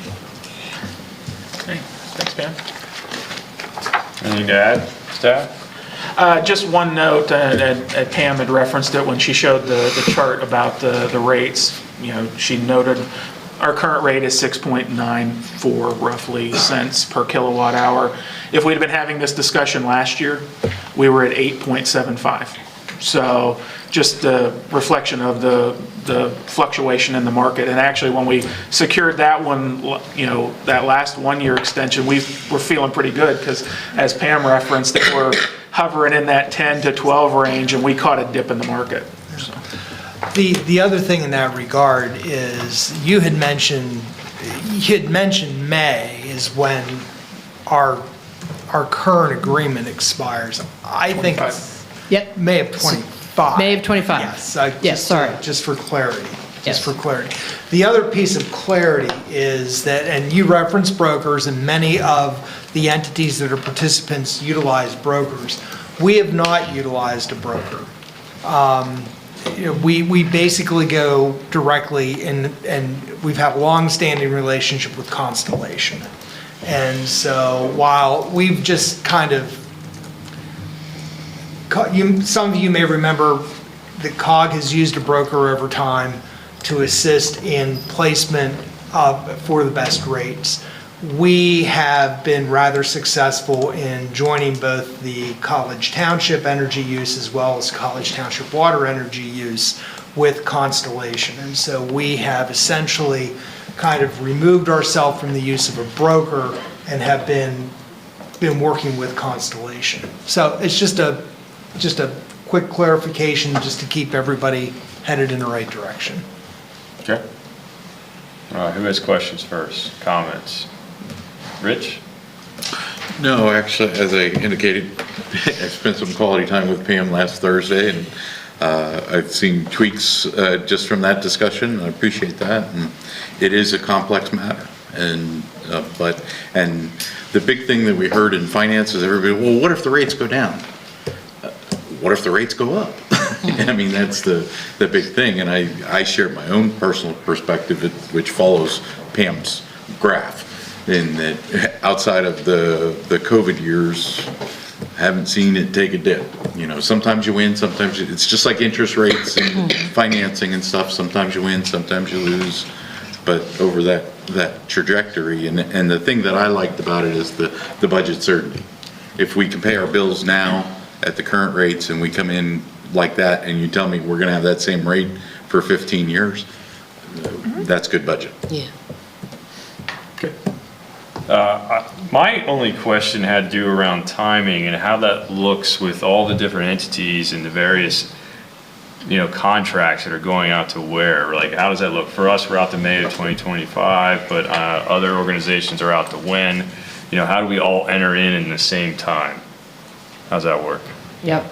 So the next May 2025, we should hopefully know when the operation date of that solar array is. And it's looking, the drop dead date that's in the contract when they start paying penalties is October of 2026. We're hoping it's, before like spring of 2026, that's what they're saying, but that's their drop dead. So at some point we will be working with Green Sky, and they will say, your next, contract should be 6 months, it should be 8 months. And what will happen likely is you could start using direct energy, and then it will just seamlessly go together. Does that make sense? Seamlessly is really optimistic. Yeah, I was gonna say, that's very optimistic. Okay. But if you're with direct energy, then they can, you'll pay a rate until that time. That's how it's been explained. Okay, thanks. I'm going to have a collection of bills for you to look at. All right. Eric. Yeah, so we need to stay solvent for 15 years. Right. Okay, Right. just checking. We're paying for electricity whether we go under or not. That's right. By the way, again, thanks for persevering through this. And this, as Rich noted, is the best. The presentations get better, simpler and easier to understand. And just to suggest, build on what Rich said, price stability, there's value in that. You hinted at it, Rich hit it, nailed it. As a business, as a municipality, there is a certain value in that. I can't put a number on it, but there clearly is a value. So I would not hesitate to emphasize that price stability factor in future presentations, especially if you run into any, uncertainty amongst other partners. Perfect, I appreciate it. And yes, I do listen to what everybody says in the meetings, and I'm trying to keep making my presentations better. Well, I've noticed changes just since the facilities meeting, so, but thanks. Okay. Tracy? No, I asked my question, but I just want to say thank you. Okay. And Susan? Oh, thank you. This is a lot. And I appreciate that the presentations are getting simpler. I certainly didn't come to this with any understanding of energy markets and how this all works, but it's an important part of our budgeting and our future considerations. And I appreciate the sustainability piece and how we're meeting the requirements of our climate action and adaptation plan. I did have a question, a pitfall. In terms of where we're building the solar array, that is a small rural township, a neighboring township, not directly neighboring our region, but it is small. And it's my understanding that township, there was some discussions, some divisions, some differences of opinion on bringing the solar array in.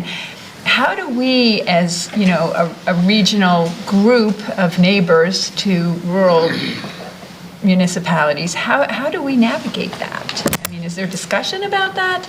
Because there really is that divide. And I recognize, I'm in this seat to represent the residents of College Township, and I'm part of the COG, but I'm also aware that there is that division. So I look to you to help me understand that. Yes, so I'll say a couple things. Walker Township and Prospect 14 do have a conditional use agreement that they came to terms with how to work together, and there's stuff about that in the Q&A as far as some of the things that are being recommended to make it so it's more compatible. Mark Bokel and I in the Center Region Planning Agency did a toolkit on best practices for utility scale, and Ray Stalinas at the Center County has been trying to share that out with different organizations, municipalities. It's up to them if they're interested in taking some of those pieces. And then lastly, Randy Brown grew up in Walker Township, and he's emailed them and is trying to make contact with them to see if there are ways that, one, would they like to participate, in using the electricity? It's local source of energy production that could be supporting their electricity, as well as if there's resources that they want to learn about, how to make it work with a solar farm. We'd be, happy to support that. So we're trying to make it compatible, but we don't own the land. I don't know what the lease agreement is between the developer or not, and it's not our municipality where we have any authority. So we're just we could be a resource. I appreciate that. I lived in Walker Township when I first moved here, and the Amish family that took care of my kids when they were babies live on Hublersburg Road. So I'm very familiar with that area. So I really appreciate your answer and your considerations, Pam. I really do. Right. Yeah, something, Rich? Yeah, just two follow-ups to that. One point, the developer's building this, whether our part of it goes in there, it seems like it's coming and everything. And that one of the things that we said at finance was, this is just another typical point of you go to work with the ordinances you have, not with the ones you wish you had. So it's always good to be looking at things as they come, and the County Planning Commission office and the Center Region Planning offices have put out a lot of tools for that and everything. Well, and I think to that point, Walker Township came up with a solar ordinance after the fact with this. Right. So there was some consideration in that township for change over time. So it was a good learning point for me about the importance of those ordinances. Yeah, and it is difficult, right? I live with a farmland in front of my house, and if, a fence went up or a development went up, it changed, nobody wants it, but, and all forms of energy, there's problems, right? It's not an easy solution, but I do sometimes get excited about it being local energy production for local users. It makes it seem a little bit more like we can make this work, but it requires a balance, right? We do want it to be a good use of land. It could be a dual use of land. Adam? I did have a couple of questions. The array that's going to be built, you had indicated, I believe, it's 22 megawatt? Okay. Is there excess capacity so that, at the moment, for example, College Township Water Authority, I believe, has indicated that 50% of their power demand would be or could be met by the PPA. If they made a decision to ratchet that up to 75 or 80, is there room over time? Is there room up front to accommodate that kind of upward demand in the existing facility that is to be constructed? So the existing permit with the PJM, which is the organization that manages the grid that you have to get, it has to all be connected to the grid. They have given, it is put in as a 20 megawatt DC project, which is roughly, I'll say, 26 megawatts in my head. So there is room to grow bigger. I don't know if the developer is already planning to build it fully out, which means he's got some other people on it. We haven't heard that there's other people, but I don't know that. We could inquire if College Township, if any organization wants to change their number, they need to do it now, up front, because there may be capacity in the future, but that would be a big maybe. But there's certainly the time still now to change the number because we haven't heard that it's like built out. Especially for smaller players. Yes, if the school district wanted to change their numbers, that would be. A big percent of a small number is still a small number. Well, with all of my expertise in electricity generation and transmission, I do know that there's no direct way to guarantee that the power that is generated anywhere goes to a specific place. Okay. So the other part of that question then is, if in fact an entity, and let's just use the College Township Water Authority, were to increase their demand of what they would like to purchase, would not the PGM system be able to accommodate that even though it does not directly come from Prospect 14? So I'm not sure I totally understand. So if the project is functioning and everybody's in, and College Township Water Authority is like, we need more electricity, you will still have your rate and that amount for the PPA. If you need more, it will just come from your traditional side, and so your percentage might decrease over time. Understood. Okay. But You will still, Direct Energy will make sure you get the electricity you need. You're just only going to get that same amount from the PPA. Okay, all right, that helps. Right, because over 15 years, you may use more power. Well, that's part of it. Yeah, there's 2 points to that. I'm going to quote our friend, Mr. Fideli. Power is like money, it's fungible. It can move around and all this good kind of stuff. The other thing one of the things that we talked about, this doesn't capture investments in efficiency opportunities. Governments historically aren't the most efficient and everything. So you got LED and variable drive motors and all that good kind of stuff. So you may drive your demand curve down, and the project could be sustainable through that. And I think what you were indicating, that you can't claim Prospect 14 power if there's not enough Prospect 14 capacity there, so you can't get that rate. Yeah. The second, and not necessarily related, with respect to the legal review and the lead solicitor, Betsy Dupuy, is Betsy also going to be reviewing on behalf of the authorities that are involved? I know that Brian was on the call, or was part of the meeting.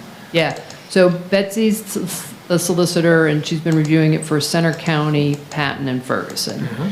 And so I have received information from the solicitor at the Center County Housing Authority. Mark Foco, Harris Township's solicitors got some comments. I haven't received those yet. And then the Water Authority's solicitors reviewed it and sent me stuff. So we're collecting it. Some things are legal, some things are just not quite understood. So we're going to not send that to solicitor. I mean, we're going to give it all to Betsy, but we're going to kind of differentiate that we think this is the legal piece that you guys need to discuss, and this is the other piece. So if your solicitor has reviewed it, or if you're happy, I don't know who your solicitor is. Well, yeah, the township solicitor is Louis Glantz, and we have not provided him with the agreements. The Water Authority solicitor is Kristen Long, and we have not provided her with the agreements. Right. I see no reason, if Betsy is performing the review, and as long as the State College Borough Water Authority is equally satisfied with Betsy taking the lead in the review, I'm very comfortable, and my recommendation to council would be not to involve any of our solicitors and allow Betsy to do the review on behalf of all the municipalities here. Right. So it's really what your comfort level is, and then... Who's the school district solicitor? Scott Etter, but Scott farmed that out, right? Yeah, and I don't know if how much he's there. Everybody's fine with Betsy being that lead and pulling the information. So if solicitors want to listen in, it depends on how much they want to be involved. But there are plenty of solicitors that are going to be looking at this document and talking to the PPA solicitor who has the energy knowledge to match some of those things up. Yeah, just to add, to your point, Brian was on the meeting on the 14th when this discussion came up. He did speak up in support of Betsy being kind of that central point. Great. Brian being? Brian Heiser, sorry. Thank you. Executive Director of the State College Borough Water Authority. Thank you. One point that I did want to kind of re-emphasize too, as we talked about potential for growth of energy, is, as you'll recall, going back to our discussion when we set that 80%, it was set on a fixed point in time. So it was based on the 2018 usage. So 80% equates at that time to about 383,000 kilowatts per hour of our usage here at the township. Our usage obviously has grown a little bit, especially now with that new leasehold with the Public Works building, but that's a fixed number. So it doesn't grow with us. It says 80%, but that isn't growing with our energy use. It's based on that fixed point in time. And that goes back to so we may have growth in the overall usage, but we also may have reduction from investments in efficiency.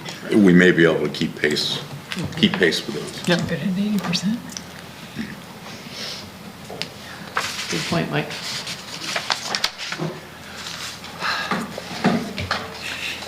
So, any additional energy that we are purchasing, so wintertime, really cloudy, we're not producing any solar energy. You're producing some. Well, but Plenty. minimal, right. Okay, so we're making the purchase through direct energy, Yep, it all happens automatically. and the rates for that are market rates. Yeah, so what's going to happen is each year, you're going to have a fixed rate that is based on that PPA rate. And that first year, it's going to be pretty easy. It's going to be between that.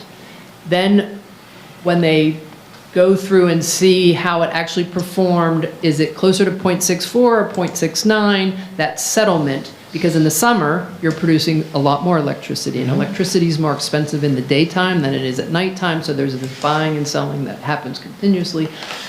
There's a formula, it's in the contract, that will take into account basically the settlement, and then your PPA rate, your fees, and the settlement will determine what year 2 looks like.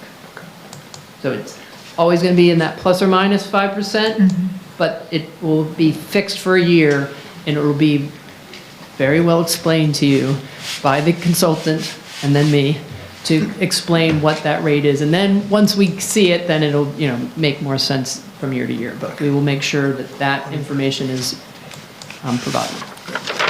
One more question. Oh, boy. All right. I also have That's it then. One more. We'll hold you to that. Where do the township's bills come from? So you're going to get a bill from West Penn Power, and you're going to get a bill from Direct Energy. Okay. There will be an annual bill at the beginning from Green Sky. Okay. But I have every intention to get it rolled into the rate. Okay. All right. So just as a point of clarification, I think you touched on this already, Pam, but the West Penn it will be just those distribution costs. So, in that email I'd sent out to the group earlier, it was 3.8 cents or something like that for the distribution cost. That would be West Penn's bill, and then the other bill would be everything else. So that additional 6.9 or 6.9 cents. So it's right now we're lucky because we're kind of looking apples to apples in terms of cost. They'll be the same, but they'll be in 2 distinct bills. So it'd be more of a challenge probably for Bob than anybody as he works to track this. And I'm hoping that the PUC and some of these systems start to integrate a little bit more. But I can't make that promise. So you said the Green Sky fee, that monthly or annual fee for the consultant, we're 1.1% of that is what that's divided down according to our share? Yeah, so it's $6,000 a month, Right. but you'll have that percentage. Just a small percent. Anything else, Rich? Just a confirmation that the West Penn portion of it, the last mile grid and everything, that's not fixed. That will go with what's going on in the market. So sometime we may have some apples to apples comparison stuff to factor in the change of that. When we look at what we totally paid, it might not be pushed up by generation. Right, yeah, exactly right. As if we did, if we did nothing, that will always be that Everything fee that stayed the adjusts. same. But you're a good And point. to clarify that, is that part of the escalator? The distribution charge is what your lines and the charges for that is set by West Penn Power. Okay. Because they're responsible for that. In Pennsylvania, you have the right to choose who your generator is. I got you. So the distribution costs, nobody controls but the And PUC. distribution cost is always variable. It's variable now, right? We have not contracted that out, yes. We have that same. But it is regulated. It's regulated by Yes. So in theory, it doesn't experience It's regulated and they propose their, yes. Fluctuations, yeah. I mean, they have to have hearings and it has to be approved by PUC. Exactly, and it's set years in advance. Yeah. It's all very regulated and it doesn't go, it's not going like the energy market. Okay. I know. It's crazy. Anything further? We need an acronymese dictionary, please. Yes. That's one of the pitfalls. I'm in there constantly Googling the acronyms. There you go, okay. Last comments. Adam, you ran out, you don't get it. I'm sure I could come up. Bonus round. Bonus round. No, I'm fine. Values are doubled. Thank you. All right, thank you, Thank Pam. you, thank you. Thanks so much. Now on to Final Jeopardy. All right, You there's see no PJM. new business. Staff performatives, anything to highlight? No, you've got the EPZ, Engineering, Planning, and Zoning Report here. Take a look at that. That'll give you up-to-date information about where we stand with the variety of different projects.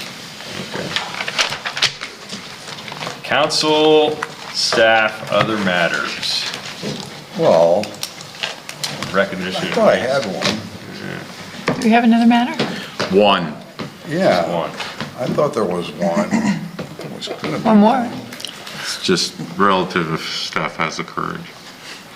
Staff has the courage, but if you want to lead off, go right ahead. That's it. Can't we adjourn? Oh, no. Oh, no, CNET, please. Are we going to Cute sing? guys. I mean, it's Yeah, one- we wanna Let's sing, let's sing. Sing that and then we're Ready? adjourned. Well, I'll accept the motion. to adjourn Happy after. birthday to you. Happy birthday to you. Happy birthday, dear Adam. Happy birthday to you.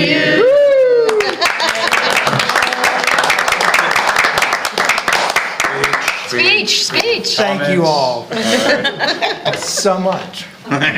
He's speechless. No, I appreciate that. Thank you. Award-winning serenade. I could, yes, I will tell the why story very quickly. So this morning at 5:50 a.m., I walked into the YMCA in State College and I scanned my tag, and the first thing that I heard was the computer say, "It's your birthday! Happy birthday!" What a great way to start things. I wish my son had been at the front desk. He would That's have, great. he would have, But thank you. But did the computer sing to you? No, that he did, Okay. he, she, it did not. Okay. Did not. Thank you. All right. Were you startled a little bit? A little bit. Yeah, because it normally doesn't do that, I right? wasn't expecting that. Just for the record, we require staff to do this. So they're off the hook. They're off the hook. Yes. This was something I they saw didn't that Jen advertise. left the room. Oh, we're not done yet.